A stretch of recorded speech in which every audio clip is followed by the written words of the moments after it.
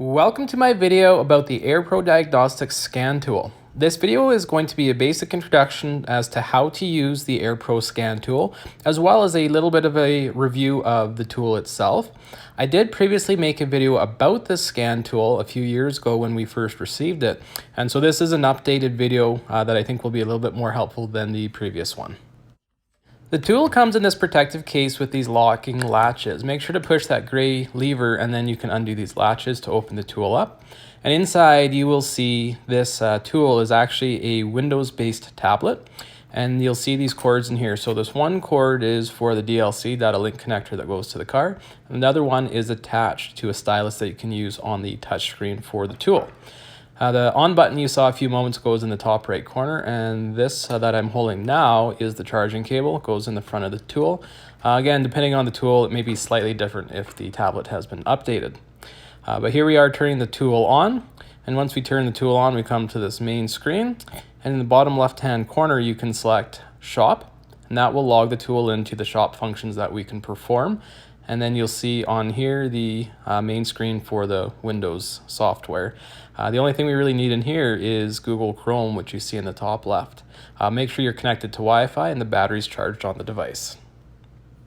To get started with your scan, make sure the device is in or near the vehicle so that you can plug in the data link connector. Once the data link connector is plugged in, make sure that the ignition is turned on. So this vehicle has a keyless ignition, so the key is in reach, and we push the button on the dashboard to make sure that the ignition is in the on position. So that's called key on engine off. Now we're going to open Google Chrome, and once Google Chrome loads, then we can get into the software to start the scans. Always have a trickle charger attached to the vehicle when performing any type of scan. The bottom right corner of the tool includes a voltmeter to ensure we're maintaining battery voltage at all times. This is the home page that I'm logged into for AirPro, where we can see our current vehicles. Hit Add Repair in the top left to start this job. We will manually input the vehicle's VIN number. Some scan tools may automatically decode a VIN number from the ECU. However, other scan tools such as this require us to input it manually to ensure that the VIN number we see on the body matches that of the ECUs and other components within the vehicle. So we will enter that, and as we proceed afterwards, the VIN number will be decoded and it will tell us the information on the vehicle and ensure that is correct. Also double check that you've typed the VIN number correct, as we know it's easy to mistype the VIN numbers. Once it decodes, we will look at the vehicle, that's all correct there, and then we'll select all the items below, starting with shop. We only have one shop or one facility. You can put in a RO or work order number and select insurance company if it's insurance work. This is a customer pay vehicle, so we'll go down to customer pay, and this is in alphabetical order. Once we have customer pay in, we'll skip the next box, but you could put in a claim number, and we are going to go and put in here our vehicle mileage. And so this one's a little over 41,000 kilometers. And then we're going to tick off some boxes if the airbags are deployed and if the vehicle is drivable. They are not deployed, but the vehicle is certainly drivable.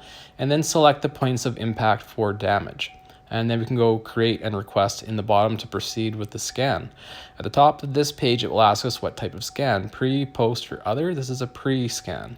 And then we can carry on down here. And we're going to select any items if they're lit on the dash, such as any CEL, check engine lights, etc. Underneath here, we can write other warning info, and what I'm currently typing is damage description. Considering that the person who is going to scan this vehicle cannot see the vehicle, we want to provide an accurate description that will help them in their diagnostic process. So put in as much information as you feel fit.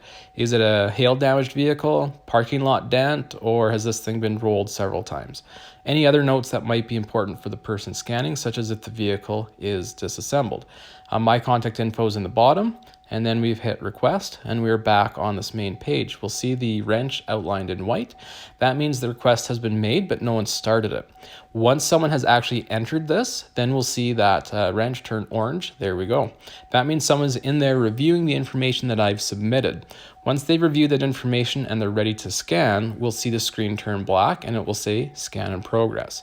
Once it says scan in progress, that person is actually performing the scan. And as you're viewing this is all in real time. Keep in mind, as mentioned earlier, that we need to keep the battery voltage up.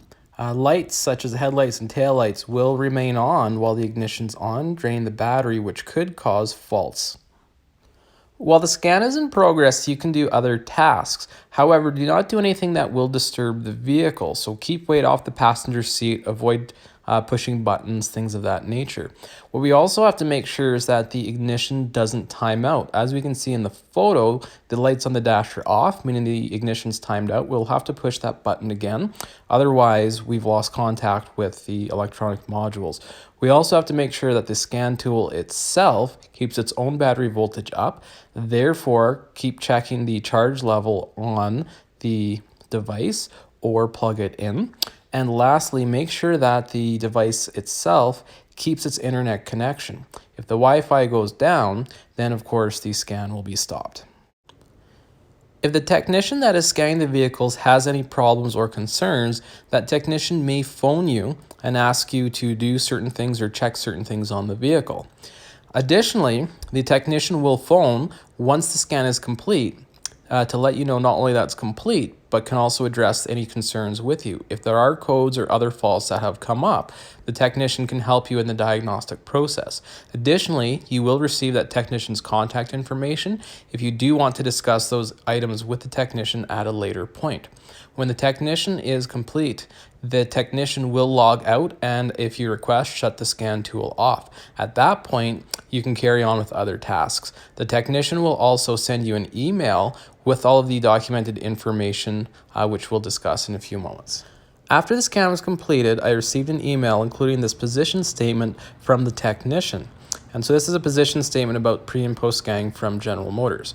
And now what we're seeing is the actual certificate of scan showing the vehicle's information, the information I inputted to it, as well as what was done by Air Pro, and then their recommendations as to how we should proceed.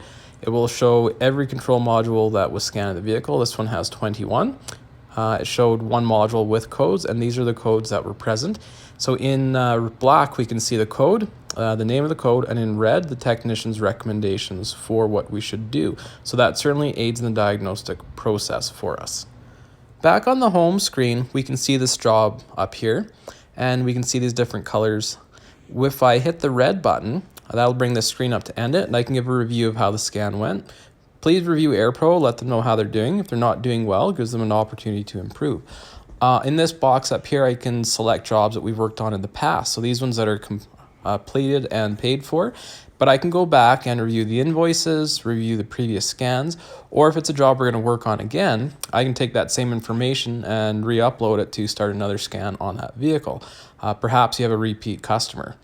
So that's what we can do here, and we can see that particular vehicle is now back at the beginning for us to continue work on it at a later date. That concludes the basic operations of the AirPro scan tool. One of the things I really like about this tool is that it is a J2534 compliant pass-through device. And with that, it is a remote diagnostics tool, which allows the technicians at AirPro to aid in the diagnostic and scanning process, which can be a huge aid or benefit to the body shop, particularly as body shop technicians or whomever is performing the scan at the body shop may not be as well trained in these areas, specifically more advanced diagnosis. This really allows a huge advantage for the body shop as opposed to taking the vehicle to a dealer every time, and allows AirPro the opportunity to use OEM software when performing and calibrating post scans. So this tool has been working quite well for us in the time that we've had it the last few years. And while this video is not a promotional video for AirPro, I am very satisfied with the tool and the service that we have received, as well as the ease of use. I do highly recommend body shops consider this tool or something very similar to it for body shop operations, as there are many inferior tools out there that may not perform all the operations that a body shop should be performing when repairing collision damaged vehicles. Thank you.